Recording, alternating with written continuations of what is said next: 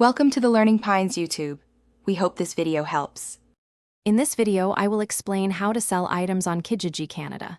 First, create or log into your Kijiji account. Look for the Post Ad button, typically located at the top right of the page, and click it. Next, select the most appropriate category for your item. This step is crucial as it helps potential buyers easily find what you're offering, increasing your chances of a quick and successful sale. Taking these initial steps correctly sets the foundation for a smooth selling experience. Crafting an effective ad is key to attracting buyers.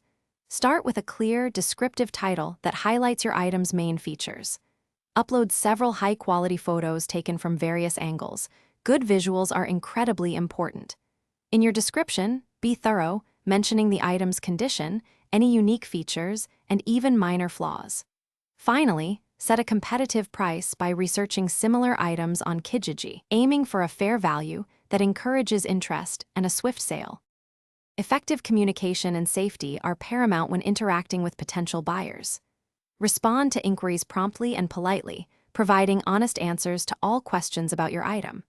When arranging a meeting, always choose a safe, public location, like a busy coffee shop or shopping center, for the transaction. Remember, never share sensitive personal financial information, and be wary of unusual payment requests or offers that seem too good to be true. Your safety is the top priority. To finalize your sale, confirm the payment method and ensure you've received the funds before handing over your item.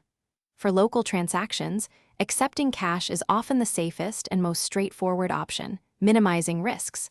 Once the sale is complete, remember to mark your ad as sold on Kijiji. This removes it from active listings and prevents further inquiries. If the platform allows, consider leaving positive feedback for a good buyer, contributing to a positive community experience for everyone. Thanks for watching. Consider subscribing if we helped you.